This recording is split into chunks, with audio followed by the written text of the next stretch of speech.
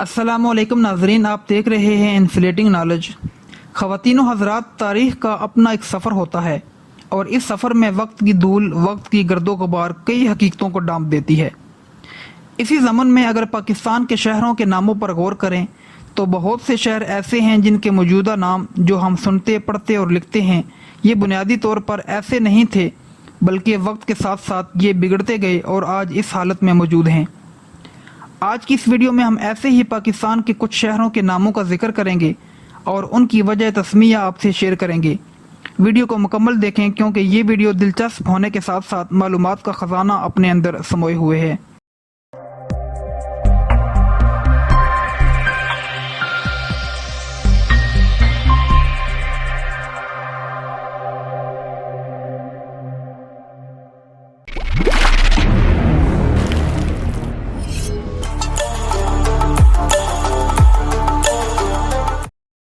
ख़वातीनो हज़रात, हम जानते हैं कि पेशावर के लोग रस्मी तालीम पर कम और हुनर सीखने पर ज़्यादा तवज्जो देते हैं। यही वजह है कि पेशावर में पेशावर अफराद की कसरत है। इन्हीं पेशावर अफराद की मुनासबत से इस शहर का नाम पेशावर रखा गया।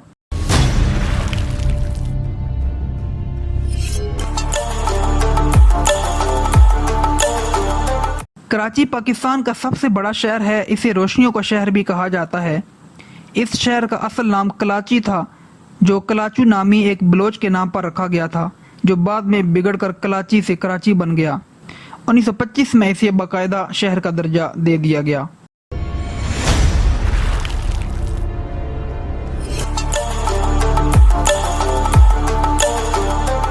नाजरीन, लाहौर पाकिस्तान का दूसरा बड़ा शहर है। अगर इस शहर के नाम की तारीख की बात करें तो कहा जाता है कि हिंदुओं के रामा नामी एक देवता के दो बेटे लावा और कासू इस इलाके पर आबाद हुए थे और लावा को लो कहकर पुकारा जाता था। इसके बाद यहाँ लो के लिए एक किला तमीर किया गया और किले को चूंकि आवर कहा जाता है, इसी मुनासबत से इस इलाके को लो आवर कहा जाने लगा, जो बाद में लाहौर बन गया।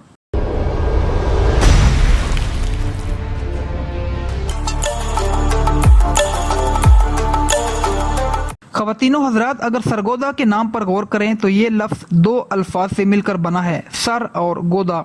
हिंदी ज़ुबान में सर तालाब को कहते हैं और गोदा एक फ़कीर का नाम था जो इस तालाब के किनारे रहता था। इस फ़कीर की निस्बत से इस तालाब को गोदे वाला सर कहा जाने लगा, जिसकी वजह से इस शहर का नाम सरगोदा पड़ गया। ये शहर 1930 में बाकायदा तौर पर आबाद हुआ।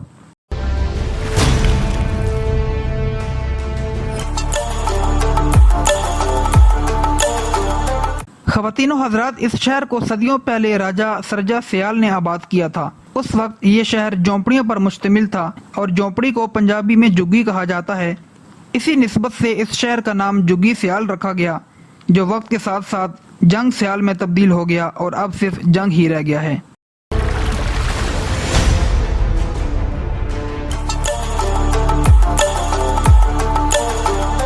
ख़वातीनो हज़रात, अगर जेहलम की वजह तस्मिया की बात करें तो इस हवाले से हमें दो मुख्तलिफ रवायात मिलती हैं। एक तो ये कि जेहलम का असल नाम जलहम था, जो एक संस्कृत ज़ुबान का लफ्ज़ है।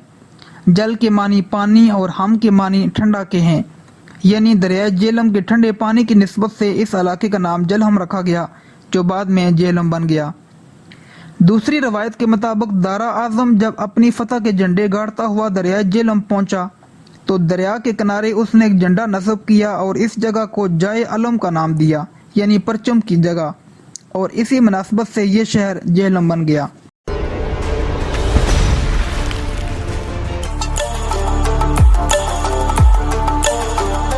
नाजरीन, ये पंजाब के ज़िला नारोवाल का एक कस्बा है। इसका पहला नाम नेशकरगढ़ था। नेशकर गन्ने को कहा जाता है। चूँकि इस इलाके में गन्ने की बहुत ज़्यादा पैदावार होती है, इसलिए इस इलाके को ये नाम दिया गया, जो वक्त के साथ साथ नेशकरगढ़ से शकरगढ़ में तब्दील हो गया।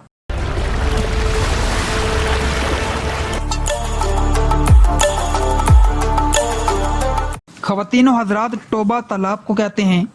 कहा जाता है कि टीकू सिंह नामी एक दरवेश सिख था, जो इस तालाब के साथ मुल्हिका रेलवे स्टेशन पर एक दरख्त के नीचे बैठा रहता था और स्टेशन पर आने जाने वाले मुसाफिरों को इस तालाब से पानी भरकर पिलाया करता था। इसी निस्बत से इस इलाके का नाम टोबा टेक सिंह रख दिया गया।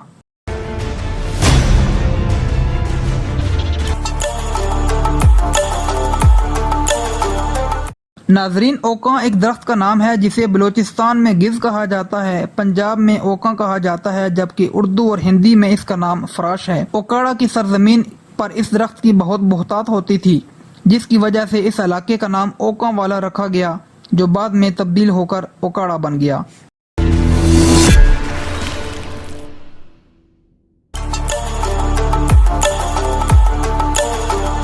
ناظرین، واہ راولپنڈی کی تحصیل ٹیکسلا کا ایک شہر ہے۔ اس کا پرانا نام جلال سر تھا۔ کہا جاتا ہے کہ مغل شہنشاہ جہانگیر نے جب کشمیر سے واپس آتے ہوئے اس جگہ پر کیمپ لگایا تو اس علاقے کے مناظر اور خوبصورتی سے متاثر ہو کر اس کے منہ سے بے ساختہ نکلا کہ واہ، اور اسی نسبت سے اس گاؤں کو واہ کا نام دے دیا گیا۔ خواتین و حضرات، آج کی ویڈیو یہاں تک تھی۔ ویڈیو دیکھنے کا شکریہ۔ اللہ حافظ۔